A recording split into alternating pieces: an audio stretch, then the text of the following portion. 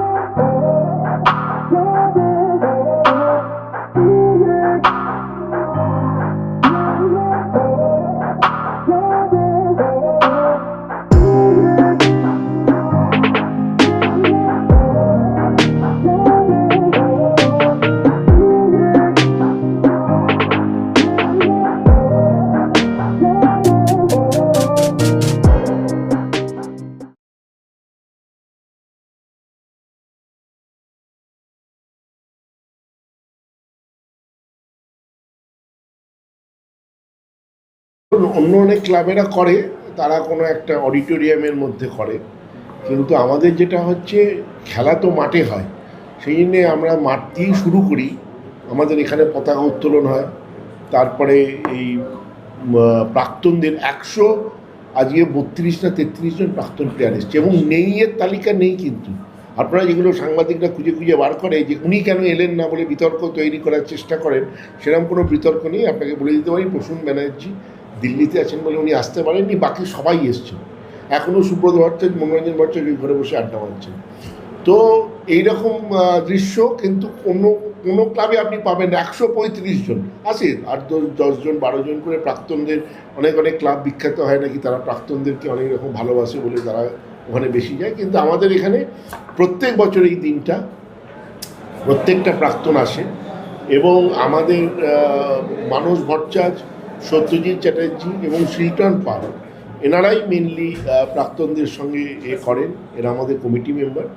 এবং আজকে যে উন্মাদনা আমি দেখলাম সমর্থকদের মধ্যে, এবং ক্রীড়ামন্ত্রী আমাদের এবছর এলেন, আগের বার আসেননি, এবার ক্রীড়ামন্ত্রী এসেছিলেন।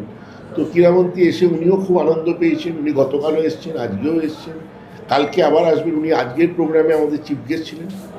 তো এবং তবে আমি সবচেয়ে বেশি এখানে কৃতিত্ব দেব বা ধন্যবাদ দেব তাকে, সেটা হচ্ছে অঞ্জন মিত্রকে। কারণ অঞ্জন মিত্র 2002 সালের আগে 29শে জুলাইটা লোকে ভুলতে বসেছিল, অনেকেই জানত না। কিন্তু এই মোহনবাগান দিবস উদযাপন করা শুরু করার পর থেকে 29শে জুলাই লোকে আজকে দেখুন, পশ্চিমবঙ্গে কালকে সেদিন আমি আর সৃঞ্জয় গত রোববার দিন প্রায় 8টা মতো ব্লাড ডোনেশনে গেছি। মানে এখন আপনি সারা পশ্চিমবঙ্গ ব্যাপী, মানে বাইরেও বিদেশেও মোহনবাগান দিবস পালন করা হচ্ছে। এবং আজকের প্রজন্ম দেখুন কত বাচ্চারা এসছে, প্রজন্ম যে 29 জুলাই কী তারা জানছে যে এরা ব্রিটিশারদের হারিয়েছিল, দিয়ে ওটা একটা আন্দোলন, স্বাধীনতা আন্দোলনের একটা বড় ঘটনা। এটা একটা বড় ব্যাপার। এবং মোহনবাগান দিবসের সঙ্গে আমার মনে হয় ভারতবর্ষের ফুটবলের ইতিহাসে অন্য কোনো ঘটনা তুলনীয় নয়, এটা একা। এবং এই দিনই আমি মনে করি ভারতবর্ষের ফুটবল জন্মগ্রহণ করেছে। 1899 সালে সেদিনই ভারতবর্ষের ফুটবল জন্মগ্রহণ করেছে। আমাদেরও যদিও জন্ম তারিখ হচ্ছে 15ই অগাস্ট, কিন্তু আমরাও মনে করি যে সেদিন থেকেই আজকে 1911 সেই দিনটাই হচ্ছে ঐতিহাসিক দিন একটা।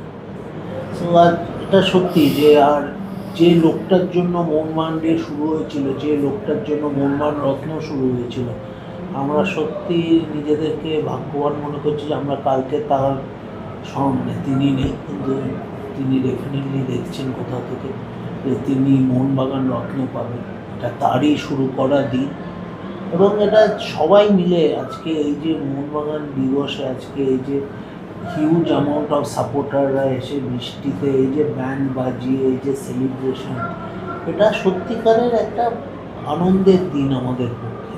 এবং তাই সবাই মিলে আনন্দের সহিত এটা উদযাপন করে। অনুষ্ঠানে উপস্থিত ছিলেন রাজ্যের বর্তমান ক্রীড়ামন্ত্রী ইন্দ্রনীল খাও। ক্রীড়ামন্ত্রী হওয়ার পর 29শে জুলাইয়ে তার এই প্রথম আসা। এবং কদিন আগেই অবশ্য ক্রীড়ামন্ত্রী বলেছিলেন যে তিনি ইস্টবেঙ্গল সমর্থক। এদিন মোহনবাগান মাঠে এসে অবশ্য মোহনবাগান জনতার উদ্দেশ্যেও বক্তব্য রাখলেন তিনি, এবং মোহনবাগানেরও ইকুয়ালি সমর্থক বলেই তিনি নিজেকে জানালেন। বাট যাই হোক, এই দিনের অনুষ্ঠানে সমানভাবে সামিল থাকলেন তিনিও।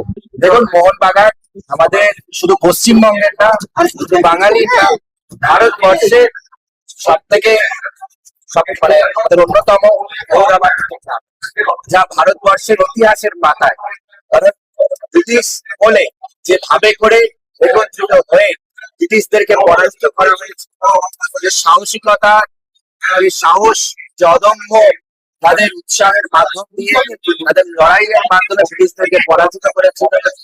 সেজন্য তারপর থেকে একের পর এক বিভিন্ন ট্রফি, দেশের ট্রফি বিভিন্ন সময় আইএসএল লাইন থেকে শুরু করে সকল ধরনের টুর্নামেন্টে জয়লাভ করা, সেই ফুটবলে সেরা শিরোপা তার অন্যতম এবং অধিকাংশ সময় যারা নিয়েছিল সেই ক্লাব ইতিহাস ভারতবর্ষের ক্ষেত্রে ঐতিহাসিক মুহূর্ত, এবং আমাদের পশ্চিমবঙ্গ এবং বাঙালির ক্ষেত্রে ইতিহাসিক। এই যে ইলেকট্রিক একটা এনার্জি, ইলেকট্রিফাইং অ্যাটমসফিয়ার যেটা রয়েছে, তার জন্য আমরা মোহনবাগানের সকল সমর্থকদের, মোহনবাগানের সকল ফ্যানদেরকে ধন্যবাদ জানাই। আমরা ফুটবলের সমর্থক এবং আমরা ইস্টবেঙ্গল, মোহনবাগান সহ বিভিন্ন যে ক্লাব যারা দীর্ঘদিন ধরে পশ্চিমবঙ্গে বাঙালিদের মধ্যে ফুটবলকে যেভাবে করে জনপ্রিয় করে রেখেছে, তাদের প্রত্যেকের ক্ষেত্রেই কিন্তু আমরা সমর্থন করি। ক্যামেরায় রমেশের সঙ্গে মৌকান, অলস্পোর্ট টিভি।